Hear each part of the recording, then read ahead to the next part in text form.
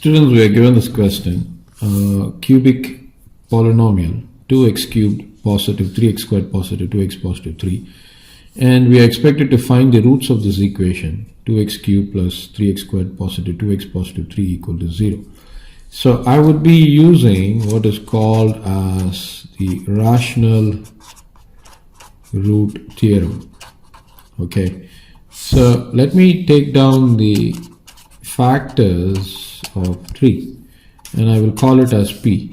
So plus 1 minus 1 is going to be a factor for this, and then plus 3 and minus 3.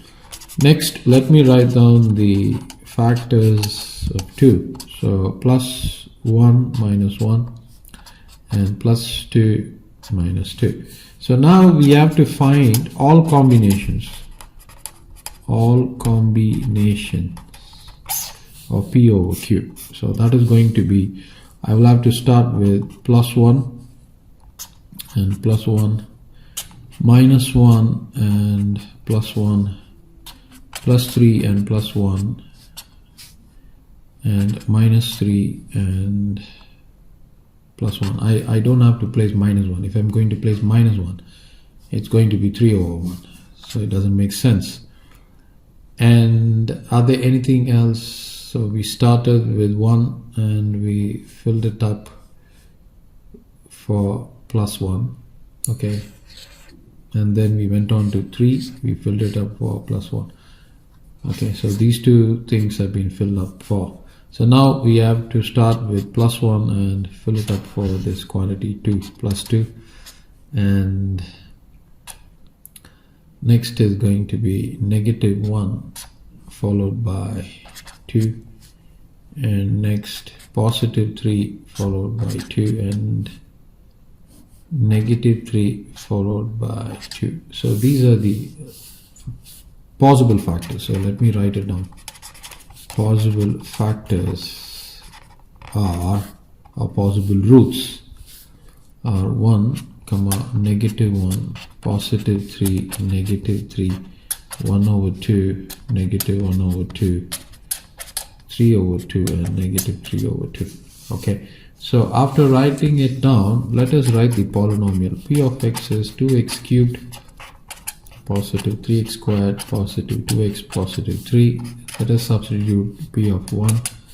That's going to be 2 of 1 positive 3 of 1 squared positive 2 of 1 positive 3. Clearly this is not equal to 0. Next, p of negative 1. So that's going to be 2 of negative 1 cubed, 3 of negative 1 squared positive 2 of negative 1 positive 3. Clearly this is going to be negative 2 and positive 3, negative 2, positive 3. Clearly this is not equal to 0. So these two are gone. Now p of 3, this is definitely not going to be equal to 0 because all of this are positive. So p of negative 3, this is going to be 2 of negative 3 cubed, positive 3 of negative 3 squared, positive 2 of negative 3 positive 3. This is going to be 27, and 27 is going to give us negative 54. 9 positive 27 positive times negative gives you negative 6 positive 3. This is not equal to, this is clearly not equal to 0. Okay, so next I will substitute. So this is gone, this is gone. I substitute p of 1 over 2. This is not going to be equal to 0. And p of negative 1 over 2, clearly this will also not be equal to 0. So now let us check for p of 3 over 2. This is definitely positive, so it's not going to be equal to 0. So the only option that we have got is checking for p of negative 3 over 2.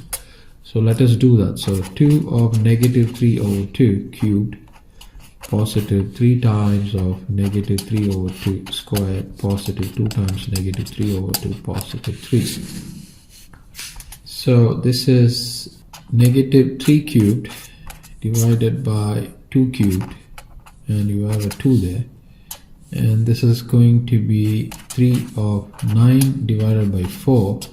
This is actually 2 and 2 can be cancelled, giving you negative 3 positive 3. So negative 3 positive 3 can be cancelled.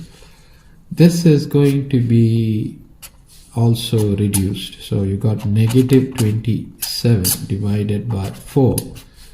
9 times 3, 27 divided by 4. So this is equal to 0, which implies x is equal to negative 3 over 2 is a root, and 2x positive 3 is a factor.